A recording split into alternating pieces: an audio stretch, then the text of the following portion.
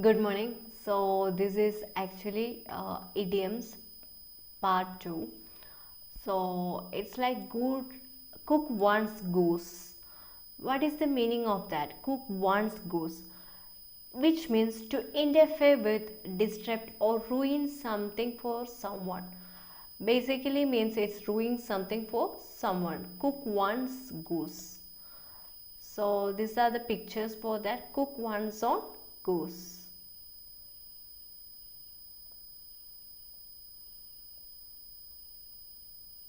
So these are the some of the pictures for cook one's goose, and let's read one sentence from that. So it means to damage or ruin someone. I cook my own goose by not showing me up on time. Sally cooked Bob's goose for treating her the way he did. News of my involvement in this scandal will cook my goose for sure. So it will ruin my life. Donkey work means difficult and tedious work. Oh, don't worry. Sentence is, oh, don't worry. We can get our interns to do this donkey work for us. Oh, don't worry, we can get our interns to do this donkey work for us. So, did you do the donkey's work for any interns, for any seniors? So, this is known as donkey work. Okay, something boring. No one want to do that work. That's why donkey work. Now next thing is fly on the wall. So one who is able to observe something closely but invisibly and without interfering in the situation. So observe closely. So that is why fly on the wall. So it's observing closely without getting involved. So but invisibly and without interfering in the situation. I would love to be a fly on the wall in John's house when he finds out his wife brought a new car without telling him. I would love to be a fly on the wall.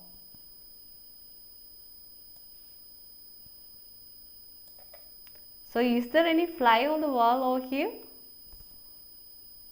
I would like to know. I would love to be a fly on the wall in John's house when he finds out his wife bought a new car without telling him.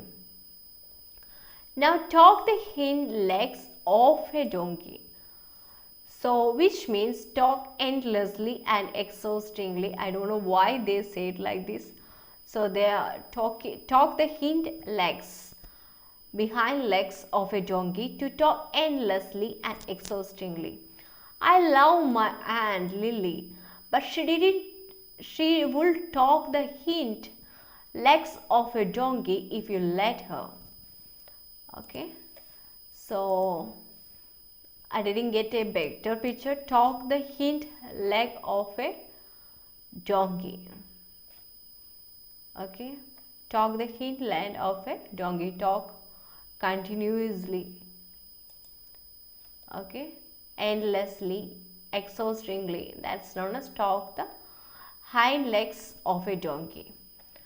So what is the pronunciation of this? Achilles' heel.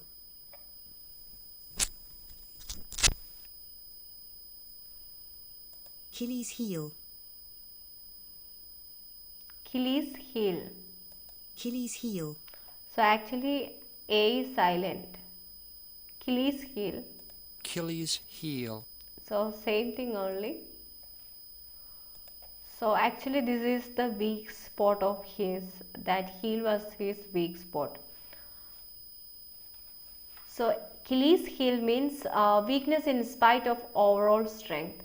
So Achilles was a god. A weakness or vulnerability that can lead to permanent destructions or downfall. That is known as Achilles' heel. So in Greek mythology, the hero Achilles was killed after being struck in the heel, the only weak spot on his body. So entire body he had strength, but only one weakness he had. So that is known as Achilles heel. So improper security measures were the failed company's Achilles heel. Improper security measures were the failed company's Achilles heel. I'm a good student, but I know I won't score high enough on the scholarship test because maths is my Achilles, not Achilles heel. Okay, so I'm weak in that. Wash one's hands off. Wash one's hands off. So this is wash one's hand off. So which means distance oneself from responsibility